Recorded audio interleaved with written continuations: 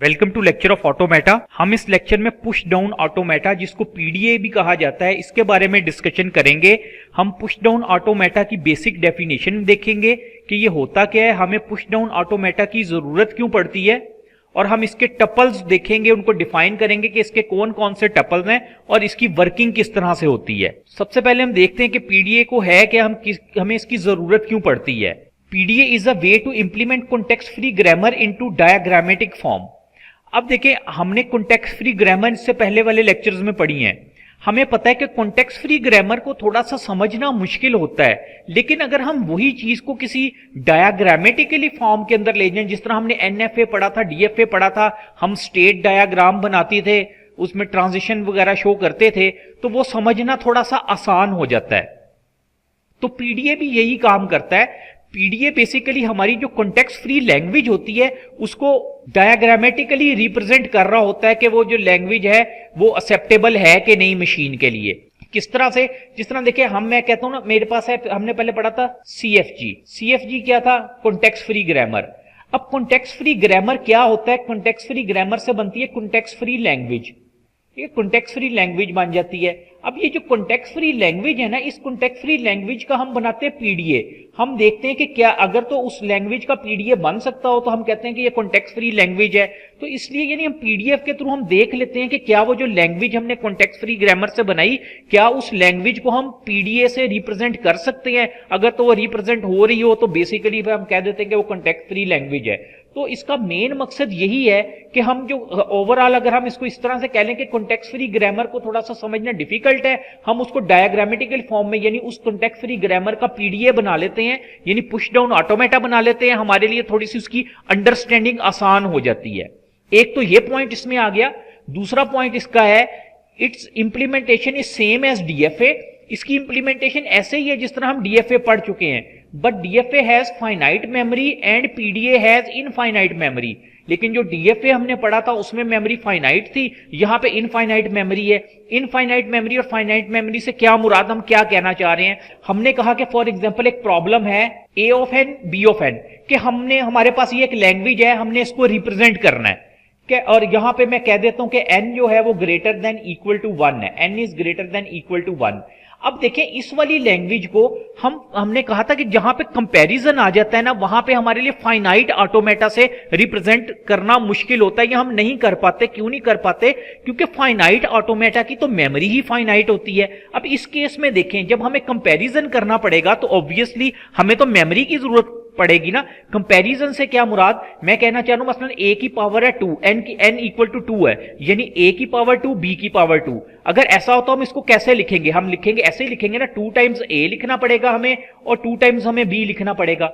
इसी तरह अगर हो जाए a की पावर 3 b की पावर 3 हो जाए तो हम 3 टाइम a लिखेंगे, 3 टाइम b लिखेंगे। तो अब देखें, हमने तो कंपेयर करवाना है ना, हमें कैसे कंपेयर करवाना है कि हमने देखना है 2 टाइम a है तो b भी 2 टाइम होना चाहिए है। अब हम कहीं पे इसको सेव करेंगे तो ही हम इस कंपैरिजन में जा सकेंगे ना, कि a अगर 2 टाइम है तो क्या b भी 2 टाइम है, तो हमें उसको कहीं पे सेव करवाना पड़ेगा। जब सेव करवाना पड़ेगा तो हमें तो मेमोरी की जरूरत पड़ेगी।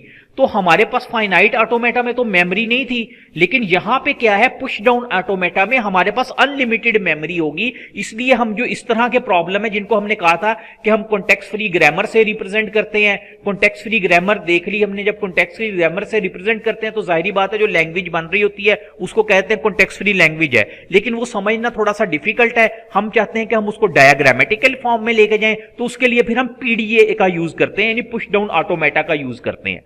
तो ये वाला कॉन्सेप्ट भी क्लियर हो गया। जो नंबर 2 पे हमारे पास लिखा है कि हमें तो अब इनफाइनाइट मेमोरी की जरूरत होगी, क्योंकि हमने तो डेटे को सेव करवाना है और फिर कंपेयर करवाना है कि अगर a 3 टाइम है तो इसमें b भी 3 टाइम होना चाहिए है। तो वो कहीं पे सेव करवाएंगे, फिर ही उसको कंपेयर भी करवाएंगे, इसलिए हमें उसके लिए जरूरत पड़ती है। हम पुश डाउन ऑटोमेटा यूज करते हैं।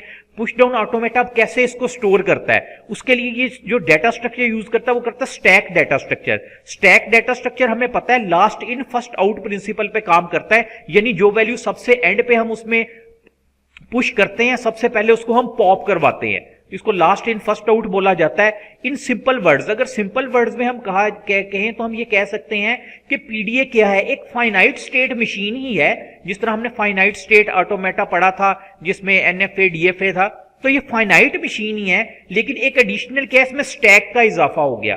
पहले हमारे पास स्टैक नहीं था, मेमोरी फाइनाइट होती थी, लेकिन अब जब स्टैक आ गया तो क्या है, हमें सारे फीचर वही मिले फाइनाइट ऑटोमेटा में, लेकिन मेमोरी साथ मिल गई, एक इनफाइनाइट मेमोरी आ गई। मेमोरी की क्यों जरूरत पड़ती है, ये मैंने आपको एग्जांपल से समझा दिया कि जिस तरह जब हमें इस तरह की कोई हमारे पास लैंग्वेज आए ना जिसमें हमें कंपैरिजन करना पड़ता है, तो फिर हमें मेमोरी की जरूरत पड़ती है, और फिर मेमोरी हमें कहां से मिलती है, पीडीए हमें मेमोरी प्रोवाइड करता है और इनफाइनाइट मेमोरी प्रोवाइड करता है। तो ये तो बेसिक इसका कॉन्सेप्ट था पीडीए का कि इसकी जरूरत क्यों पड़ती है। उसके बाद हमारे पास एक जर्नल ब्लॉक डायग्राम आ जाती है। पीडीए के अंदर तीन मेन कंपोनेंट्स हैं, एक को बोलते हैं इनपुट टेप, दूसरा हमारा होता है रीड हेडर, और तीसरा होता है हमारे पास स्टैक। रीड हेडर जो है वो फाइनाइट कंट्रोल यूनिट से ही डाटा उठा रहा होता है, इसको कई दफा मर्ज कर दिया जाता है, या कुछ जगहों पे आपको ये अलहदा से 4 पार्ट्स नजर आएंगे, यानी ये 1 इधर रीड हेडर 2 होगा, नंबर 3 पे फाइनाइट कंट्रोल यूनिट होगा, और नंबर 4 पे हमारे पास स्टैक होगा। अब देखें इसको समझते हैं ये है क्या।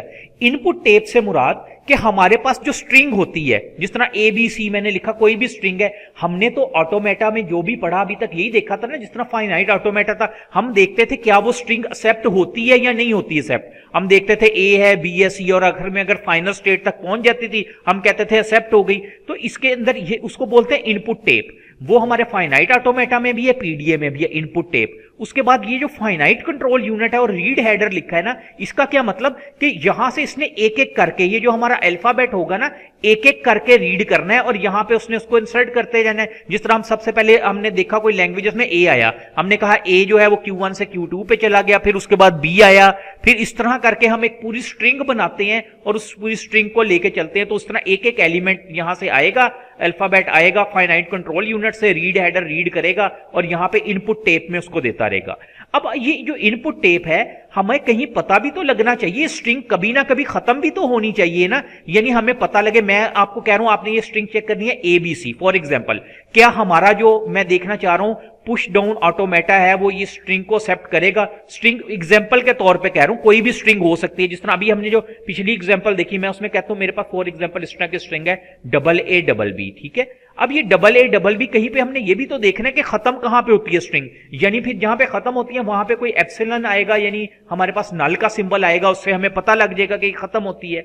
तो ये वाला जो सारा काम है ना, ये सारा काम कह लें कि इनपुट टेप वाला काम हो गया, रीड हेडर वाला हो गया, फाइनाइट कंट्रोल यूनिट, ये तो सब फाइनाइट ऑटोमेटा में भी था, वो भी इसी तरह से काम करता था। इसमें एक नई चीज क्या आई, ये वाला पोर्शन, ये स्टैक वाला पोर्शन, जिसमें पुश और पॉप का ऑपरेशन हो रहा होता है। क्यों पुश और पॉप करना है, क्योंकि हमने तो देखे इनको कंपैरिजन करवाना है। अब वो कंपैरिजन इसी तरह से होगा, स्टैक एक अनलिमिटेड मेमोरी होती है, किस तरह से, मसलन 2 टाइम ए और 2 टाइम बी आना है ना, हम 2 टाइम ए को जब पुश करवा देंगे ना, फिर हम उसी तरह 2 टाइम ए को पॉप भी करेंगे।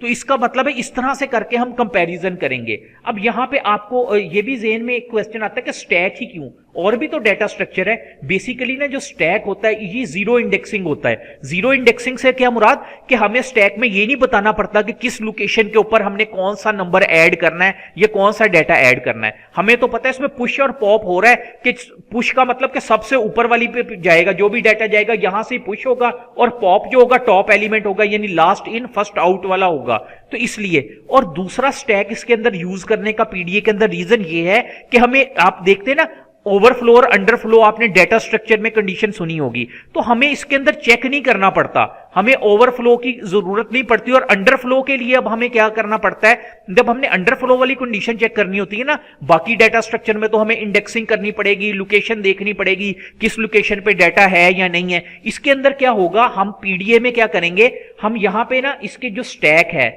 इस तरह से स्टैक है, स्टैक में पहला एलिमेंट जो है उसको मतलब मैं Z0 से रिप्रेजेंट करूंगा। हम Z0 को ऑलरेडी उसमें इंसर्ट करवा देंगे। Z0 को इंसर्ट करवाने का मतलब यह है कि जो अंडरफ्लो वाली कंडीशन है, अंडरफ्लो कब होता है, कि जब हम एलिमेंट को पॉप कर रहे हैं। अब जब पॉप करने के बाद हमें कोई एंड भी तो मिलना चाहिए, कि हमें पता लग जाए कि अब कुछ पॉप करने के लिए कोई चीज हमारे पास नहीं रही। तो जब हम पॉप कर रहे होते हैं ना, और हमारे पास इस तरह मसलन कह लें यहां पे कुछ एलिमेंट्स पड़े, कुछ नंबर पड़े हुए हैं, ठीक है, ये कुछ नंबर है, मैंने यहां पे 1 1 1 लिख दिया, मैं पॉप कर रहा हूं, पहली दफा 1 पॉप किया, दूसरी दफा फिर 1, तीसरी दफा 1। नेक्स्ट टाइम मुझे कैसे पता लगेगा खत्म हो गया है, मुझे उस वक्त पता लगेगा जब यहां पे Z0 आ जाएगा, तो मुझे पता लग जाएगा कि यहां पे अब पॉप करने के लिए मेरे पास कुछ नहीं बचा है। तो इसलिए फिर हम इसको स्टैक के अंदर एक इस तरह से एक इनिशियल एलिमेंट पहले से ही कर देते हैं। मैं भी आपको टपल बताता हूं, वहां से हमें ये क्लियर समझ आएगा कि क्या हम कहना चाह रहे हैं कि ये किस तरह से है। कि पीडीए के टपल्स को हम डिफाइन करते हैं, इसके 7 मेन टपल्स हैं। अब जो इसके 7 मेन टपल्स हैं ना, इसमें से ये जो 4 टपल्स हैं ये तो आप लोगों ने पढ़े हुए हैं। क्यू क्या होता है? फाइनाइट नंबर ऑफ स्टेट्स होता है हमारे पास, वो जो Q0, Q1, Q2 जो स्टेट्स हम बनाते हैं। उसके बाद ये जो सिग्मा है, कैपिटल सिग्मा, ये क्या है? Input alphabet. जिस तरह हमने इस तरह डिफाइन करते थे ना, अल्फाबेट क्या है? अल्फाबेट हम कह देते थे A और B। ये होता है हमारे पास सिग्मा। ये भी हमने पढ़ा। ये जो ब्लू कलर में लिखा है ना, इसका यही मतलब है कि ये वही है जो हम फाइनाइट ऑटोमेटा में भी पढ़ते रहे। Q0 क्या है? इनिशियल स्टेट होती है कि Q0 स्टेट से स्टार्ट किया, Q1 पे गए, Q2 पे गए, इनिशियल स्टेट है। F क्या है? हमारे पास एक्सेप्टिंग स्टेट होती है, या जिसको हम फाइनल स्टेट भी कह देते हैं। उसके बाद Z0 है। ये Z0 क्या चीज है? यहां पे मैंने I लिखा हुआ है, आप इस I को क्रॉस करके यहां पे बेशक Z0 लिख लें।